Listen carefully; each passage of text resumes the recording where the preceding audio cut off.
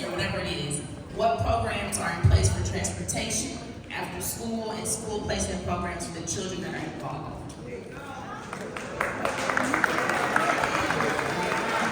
So one of the things we wanted to clarify is that this is not something that we're staging as a shelter, as a respite center. So a respite center is just for folks to be able to stay for a limited amount of time as they wait for shelter placement, because currently we have over almost 300 people waiting in police stations, sleeping on police station floors. I want to answer the question, and so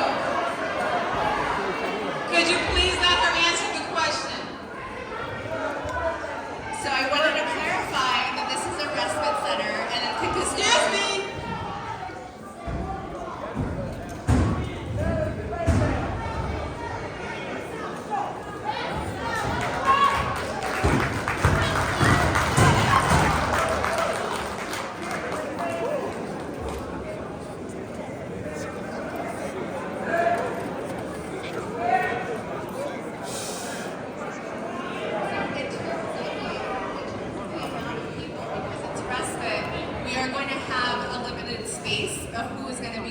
I know DFSS can speak more precisely about what the plans are there if you wish to hear it, but I did want to clarify that this is a respite that we're planning for originally because we need alleviation of the police stations who are essentially housing and sheltering folks who are coming from the airports. We can get more information there, but DFSS...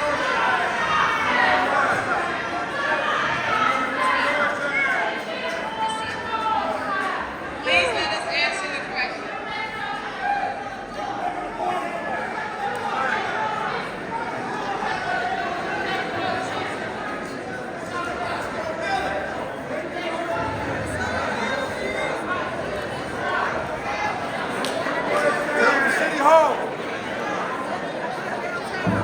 Downtown to City Hall.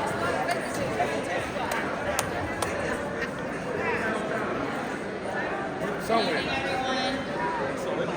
To continue the conversation, ma'am, to answer parts of your question, when we talk about a respite center versus a shelter, there are very different specifications. So when an individual, for example, comes from a state-sanctioned bus from the state of Texas, which will be starting here very shortly, when that happens, this is a facility as a temporary holding place in order for them to actually seek a sheltered bed. Now, what that means, though, is it is a chair for them to sit, a place to decompress, and a place to take a hot shower. That's really what this is, and a nice meal. It's a place to decompress and not be in a police district. When it comes to other services beyond that, it's just very temporary for these folks and very transient. When it comes to the total number of people, Excuse me, a question was asked, and please let them answer so the young lady can get the answer to her question. when it comes to the total number of people at South Shore at any given point in time, it is fluid. What I will tell you, which we were going to present, we were looking at a potential phased approach utilizing the first floor first only. What that means, you can fit up to, we'd start with 250, 500.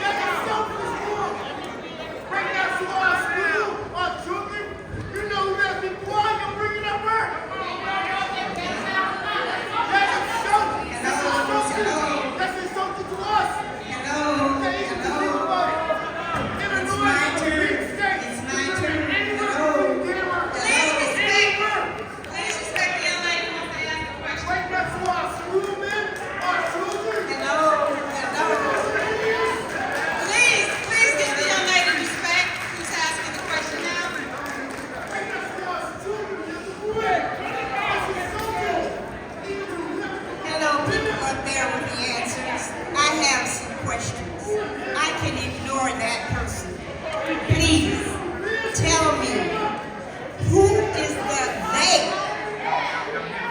Who is the they?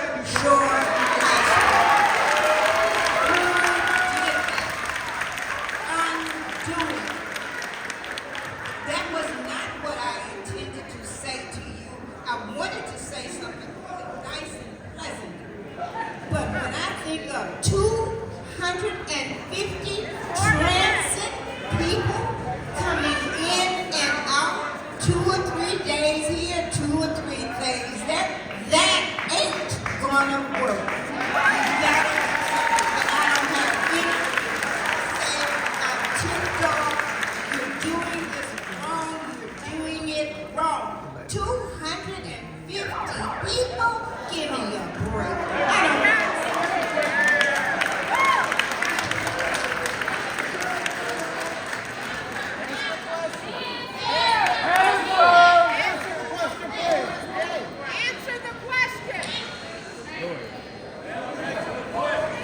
Excuse me, I would like to know, will this be something that's going to happen on and on, or will these people be able to come, stay, and then find somewhere?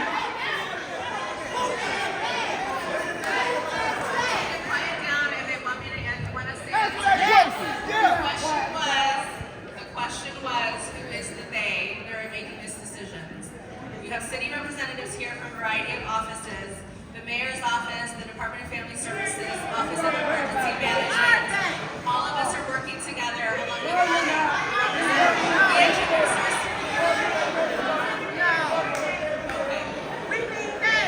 As a city, we work collaboratively to make these decisions. As I mentioned before, there's almost 300 people sleeping on police station floors. We need to provide respite to be able to have a place for them to stay as we wait for shelter. So what about What's your question?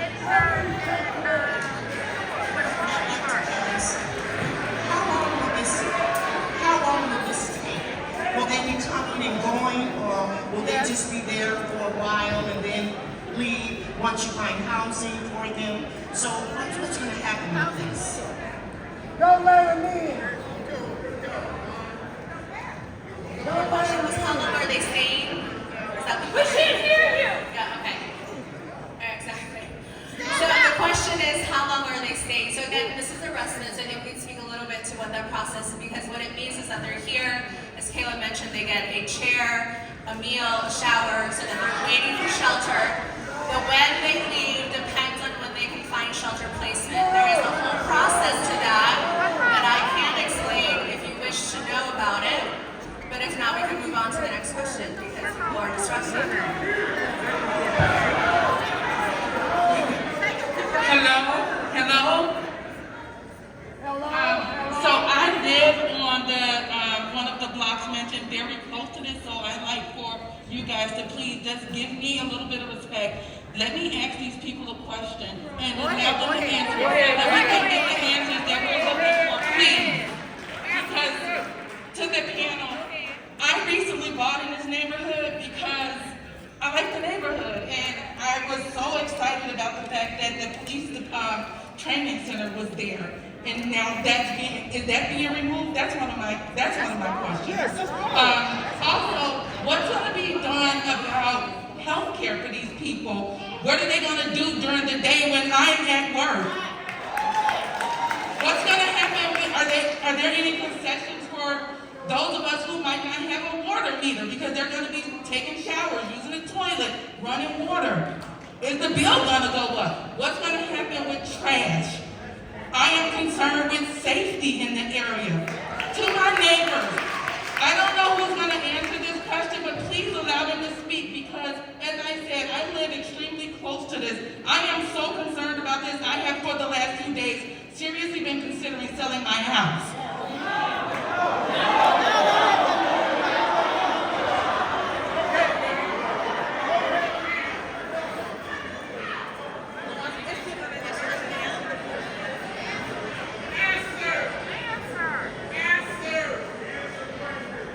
Hello? Can you hear me? All right. Say your name. My name is Tina Scahill. I am the Executive Director of Constitutional Policing and Reform for the Chicago Police Department. And I'm here this evening with the commander of the 4th District and also the Deputy Chief of the Training Academy, which is under me. Okay, Deputy Chief Papiano. Her question, in case people didn't hear, her first question was, what about the training academy? Okay, the training that was going on in that facility. We have vacated the building. However, stop. Training will continue over at the new academy. For security, the Chicago Police Department will put The Chicago Police Department will put 24/7 officers at that location. Furthermore, we are increasing camera coverage in addition. But we also want to work, as the Alderman said, we want to work with you to see what other measures you would like there. And you tell me, stop, I want to give you my information. I want to give you my information so that you, again, if you have other ideas for the police department in that facility, we will try to accommodate. Excuse her. I have a good authority that this lady knows a lot about what's going on. Please give her the respect that she deserves right now. You asked a question. We need the police in our neighborhood. We don't need them. She was a neighbor and she was worried about that. So we want to tell you that we are committed. We will be there 24/7. You're welcome. You're welcome very much. Good evening. With all due respect, my heart goes out to them, first and foremost. I'll just say that. I do not agree for them to come to our community. First and foremost, I own a home-based daycare. And last time I checked, you had to do background checks on individuals, especially some people like these that are coming into our community. Have they been background checked? No. Who are they? We have high school here. We have several home-based daycares. Who are they? Who are we going to be dealing with? I'm directly across the street. I have to fear for the children that I care for. I have to think about my clients, as well as myself, my children, my guests. I am just outraged. I'm outraged, and I don't understand why our community was chosen. We should have been contacted. We should have been, a huge meeting should have taken place. So please, somebody answer some questions for us, because we are at our wits' end. We don't understand why us. We feel like our property values are going to be at stake. You know, she just said she's thinking about moving. People are not going to want to move into the area. They're going to be afraid. We already have, we're dealing with gang wars. What's going to happen with these new people coming in? Please help me to understand. I want to be able to explain. So I want to be able to explain the process. If you look at the screen, for those that can see it, you can see where the current shelters are placed throughout the city. And so what happens is, because we receive people in such a large amount, we have to look at city assets and city spaces to be able to create shelter. So you can see the screen, ma'am. I don't know if you can see it in front of you, where it has the different locations. The red dots are the city shelters, and the purple are respite. You can see all of our respite centers currently are on the north side. So we chose locations. I know lots of folks have lots of empty, I'm trying to explain. You know, lots of folks have identified large empty spaces. There's very specific spaces, like very specifics that need to happen in order for a space to be made a shelter. So even though there are empty spaces in Chicago, it doesn't necessarily mean that they can be appropriate for respite or for shelter. Your question was about background checks. These folks, and these the ones that were seen most recently, are families. So these are asylum seekers. So their process. Do you want me to explain the process or not? Do you want to explain how their process is? We're here to share information, but if you're not trying to hear it, we can just adjourn.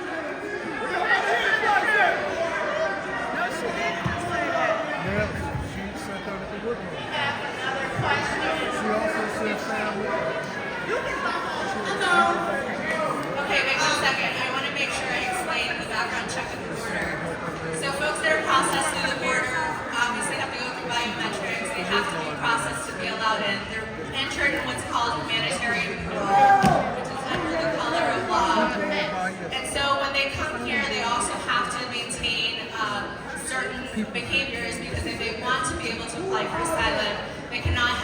criminal record. These are majority folks from South and Central America, but they're also from all over the world. They hail from Haiti, Angola, China. We're seeing folks from all over that are coming to the United States. Ma'am, next question.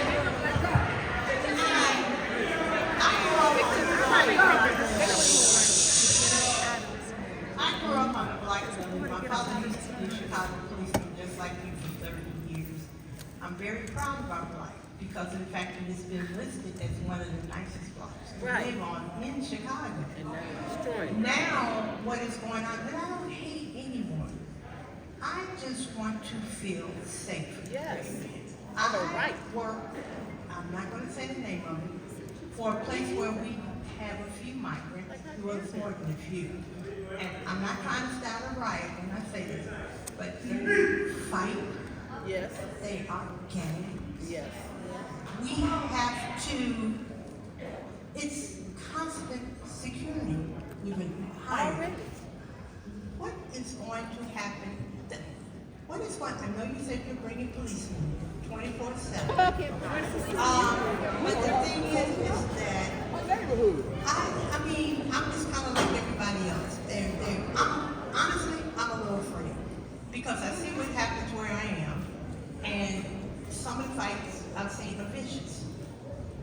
And I know we have gangs in this community here in Chicago, over here where we are. I'm afraid that they might fight among themselves because the gangs here over here, they can't control them. Right.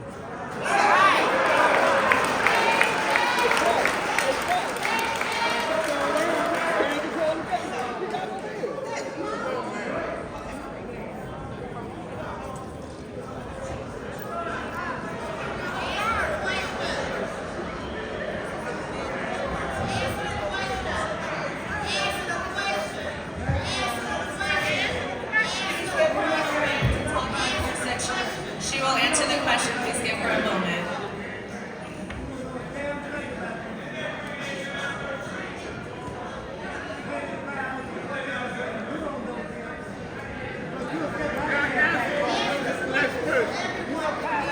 Hi, good evening.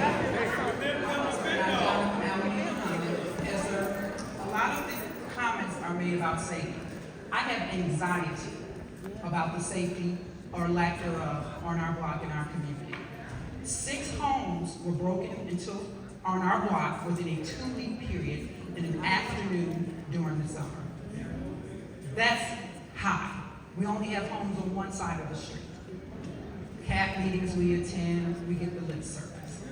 Cameras that are over there, we inform they're inoperable. They can't find or they can't see anything.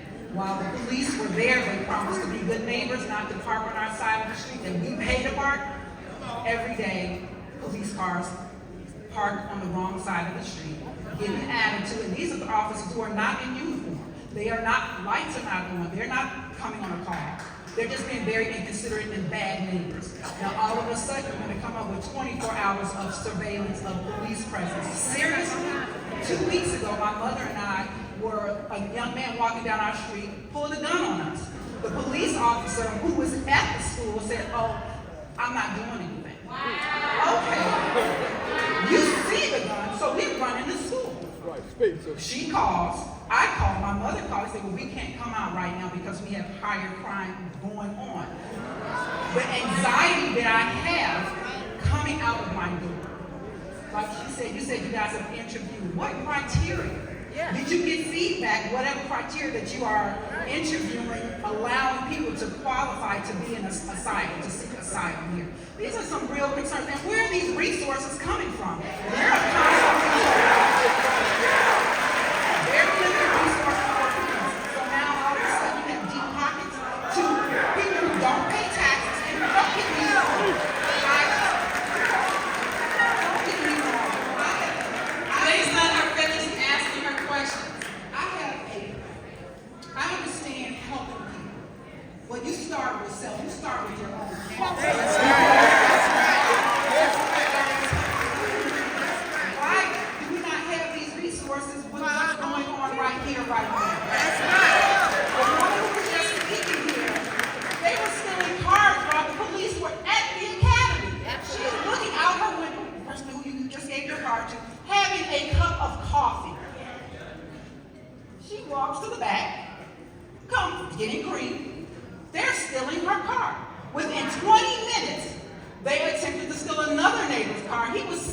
police car with his seat pushed back. They didn't see him. They pulled a gun on him.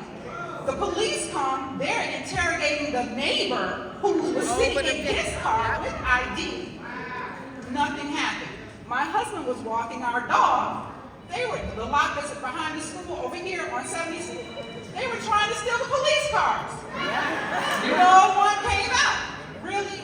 So my anxiety was like 110. Now it's 2,000 because I don't recognize people that's coming out the door. So I'm a garbage. What are you going to do with them? So all of those points.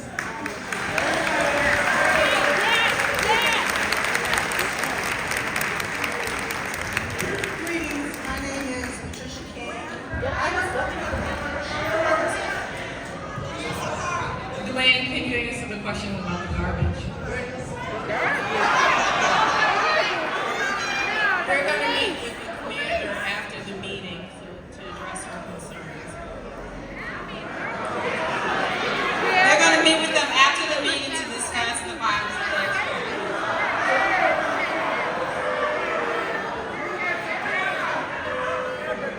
In terms of the garbage that you mentioned, we have met with Streets and Sanitation. They're going to pick up their efforts and make more patrols and rounds and making sure that the garbage is picked up. Additionally, I'd like to add that we have a contractual services with one of our vendors who will be making rounds twice per day and making sure that they're picking up the garbage as well. So in terms of all the refuge and the garbage in the area, we're making sure that we are confiscating the garbage on a daily basis.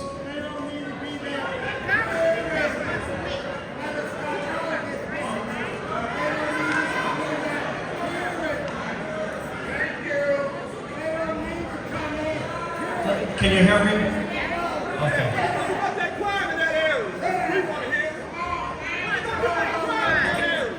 So, to be able to address a specific incident would be, I would be wrong to do so because I want to get bad information. However, we're constantly monitoring what's going on in this area.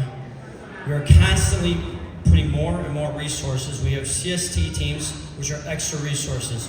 We're moving our tag teams around the district. We've also enlisted the help of IDOC, parole. We've enlisted the help of Cook County. This area is seeing more law enforcement resources than anybody else in my district. Well, you know, okay. Well, you know, yeah, I mean, you know, we've tried our best, and well. Please let the commander speak. So we have multiple things going on right now. We've done more federal prosecutions with PSN than anywhere else in the city. Regretfully, a lot of these solutions do not happen overnight. It's been a year since I came here. Slowly but surely, we're instituting stuff. One gun, one robbery, one assault, one shooting, it's all unacceptable. I can sit here and spout numbers about successes we have, but it's not going to help if you don't feel safe.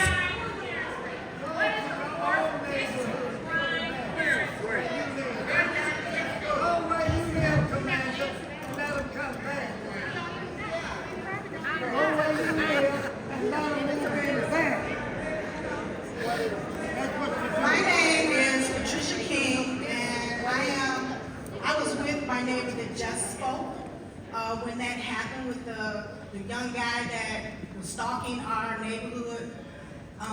He did pull a gun out, and I was in shock that the cop called it in, and we were told that they couldn't come because there were 2 other shootings that they had to address first.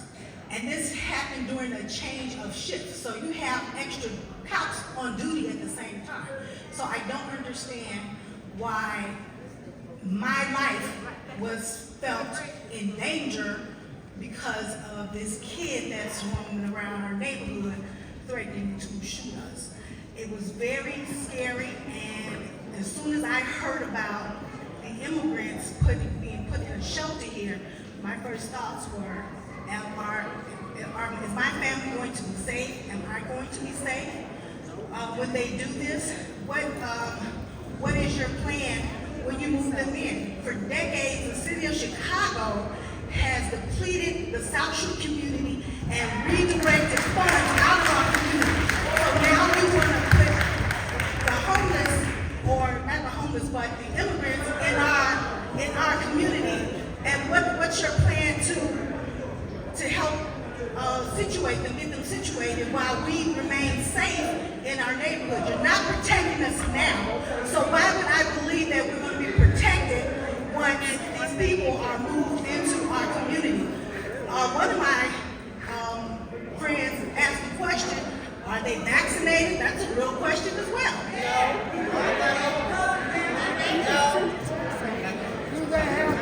Good evening. My name is Good evening. My name is Christy Riley. I'm a director with the Department of Family and Support Services with the City of Chicago. And in regards to vaccination and health care, as Nubia stated earlier, it's a multi-city agencies who are working on this, but we've also partnered with Cook County Health. And Cook County Health, when those who arrive, they provide free health care screenings for everyone involved, especially the children.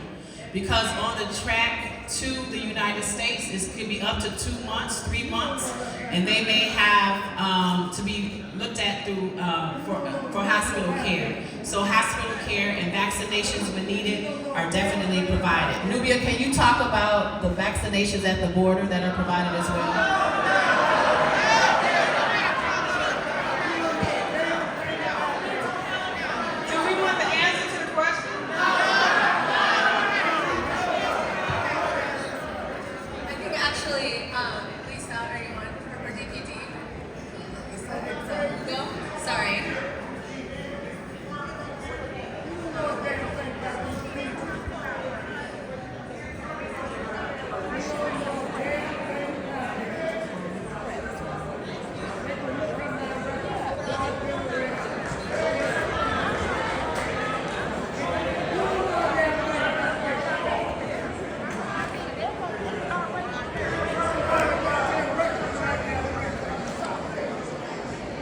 Hello, I'm Lisa Washington. I'm the supervising planner for the Southeast region of the Department of Planning and Development. And there was a question regarding resources. I can talk about the total investment that the city has made with developers within just the South Shore community. There has been a total of $127 million that will be seen in the next couple of years that has been approved for different developments. Please let her talk. Please, everybody, respect everyone in this room. That $127 million of investment includes recipients who receive grants from NOF Small and Large, Chicago Recovery Grant, through the Invest Southwest corridors when we released RFPs, and we're working on those deals. Some of the prominent projects that you may be aware of would be the Thrive Exchange. They're working on their phase 1. We should be having a groundbreaking by the end of the year. You also have heard about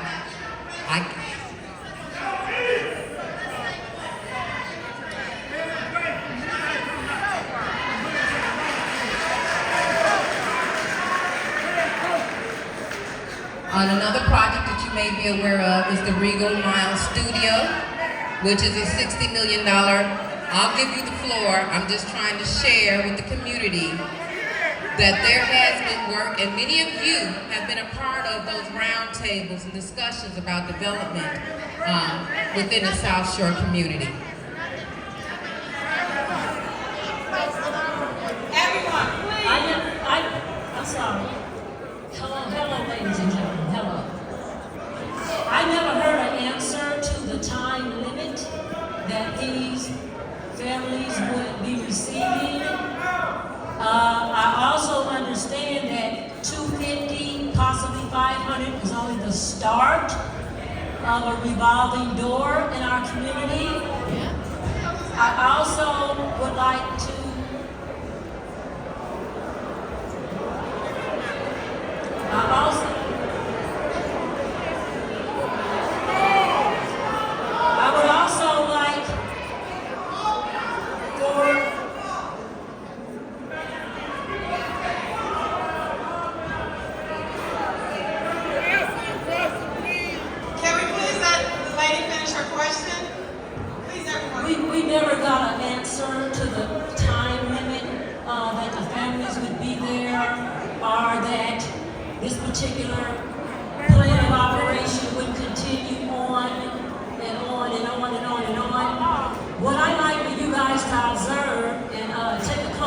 at your audience. Look at your community that's being served here.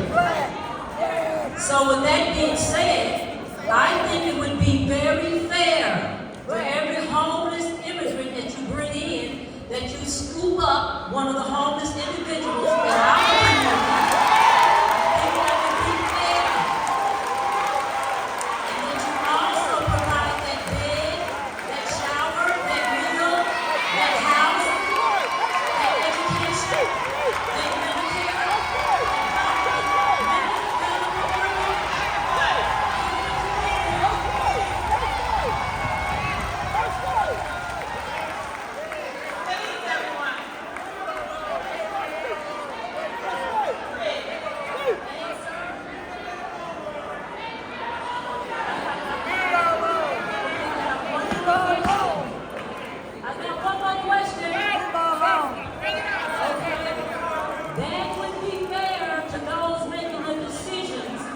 we would love you for that. The crime would go down if the love was reciprocated not only to the stranger, but at home. For every immigrant that you serve, pick up one of our homeless members, our homeless men and women, and give them the same love.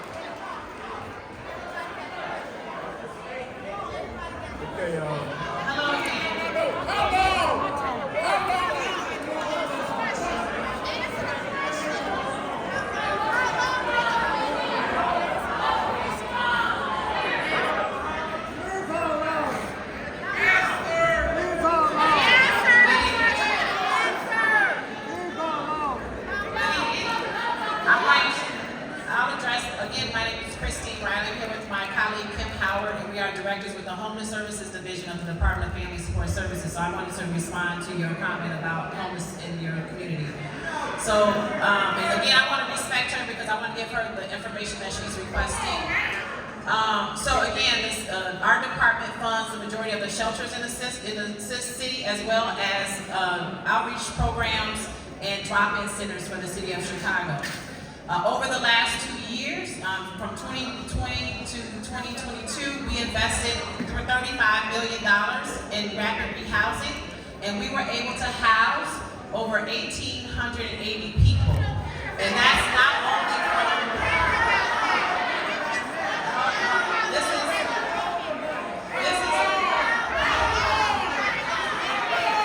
again, let her answer the question. I'm answering this question and someone else will answer the other question. She had different components of her question. So, over the, you asked about resources and what we're doing in your community, so I'm going to let you know. Also, this year we're investing $27 million in order to house more people. And it's not only people in shelter for Chicago homeless, but it's also people on the street. We've housed over 300 unsheltered homeless.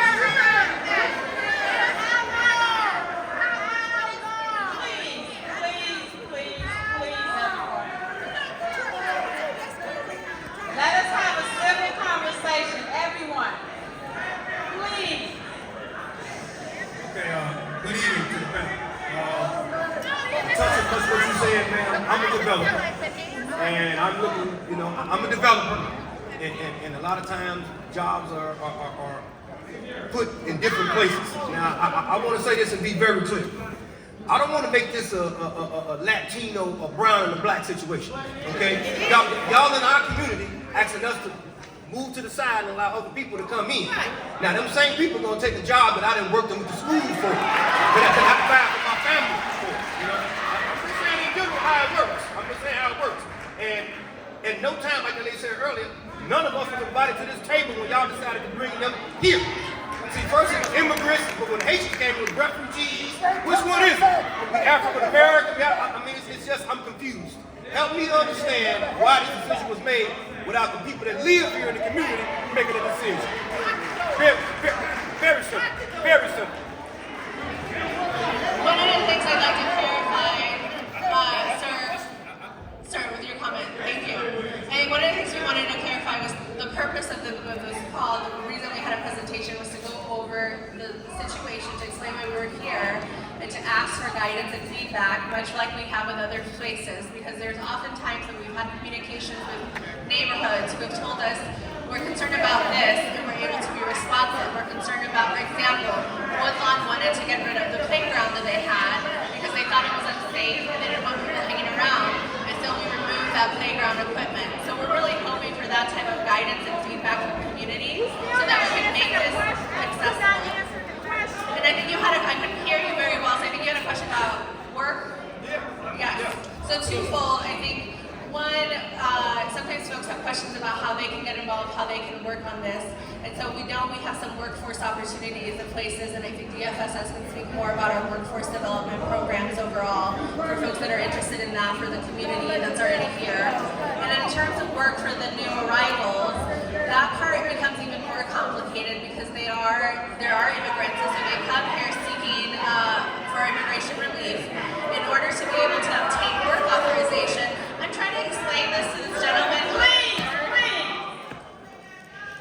Please let me explain this answer to him. So because they come through and they're filing for immigration relief, they have to then apply for work authorization. That does take a long time, and only the federal government can approve the work permits. We don't have authority to do that. So what we do is give them know your rights information that we give to everyone so that they're aware that even if they're working, they have to be paid minimum wage so that does not drag down the wages for everyone else. That's very important for us as well. So thank you for the question.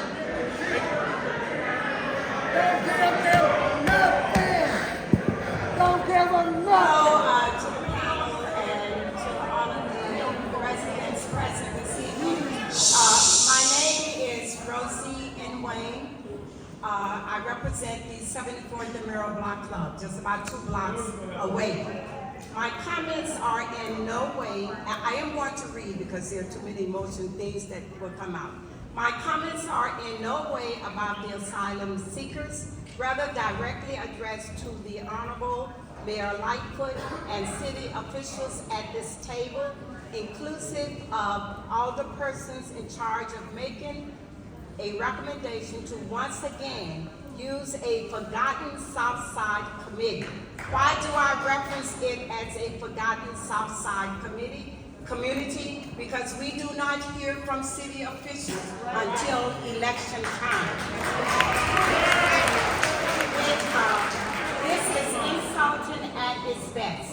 It is very insulting to receive a flyer taped to our doors on a late Tuesday evening announcing a community meeting representing the use of South Shore High School for the housing of asylum seekers. Apparently, time management, respect, and leadership were not important, especially when sometime in early January 2023, it was decided to house asylum seekers at this location. It was insulting to note that the URL on the flyer we received to register, the link was closed. If a decision has already been finalized, it is very insulting to receive such notice when it's a done deal. We don't need to hear what you have already decided, and you don't need to hear our frustration when a change cannot be implemented. It is insulting that you would use a piece of vacant public property that is to be used for the benefit of taxpayers and use it for something else. Your recommendation for use of public facility is illegal when not intended for the taxpayers and citizens. It is insulting that you didn't consider the taxpaying property owners, seniors, and constituents living in our forgotten communities located on the south side of Chicago. It is insulting that you would consider such action about a forgotten community that none of you live in.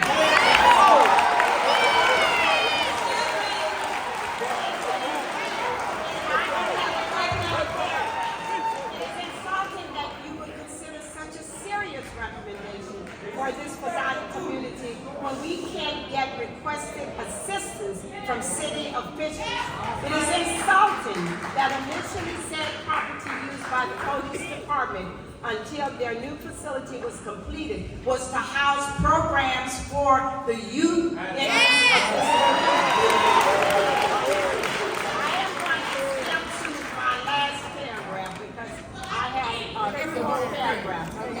It is insulting if you can't demonstrate and provide for us today with a list of other communities considered for the housing of asylum seekers and meeting schedules for those communities. I did notice a map earlier. Chicago, Illinois is not a United States of America. It is a city and state of the USA. We are faced with challenges and should have as its priority responsibilities for all citizens of this great city. Until elected city officials make the above a priority, which has not been done, we shouldn't continue to create more challenges and the need for more resources to assist others.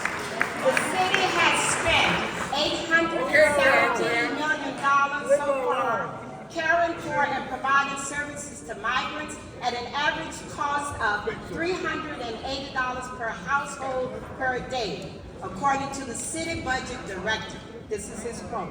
I am going to skip so that others can down a couple of paragraphs. Additionally, this is my last paragraph.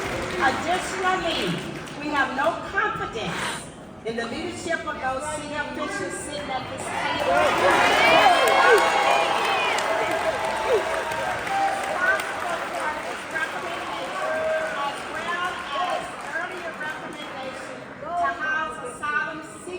At 62nd and Wentworth, who have failed in supporting our community residents. Therefore, they should immediately be retired, fired, or permitted to resign. We have a new Mayor-elect Brandon Johnson, who will now have to pick up the burden and work on problems created due to what is now a housing trend for immigrants in the Black communities. And it's not over.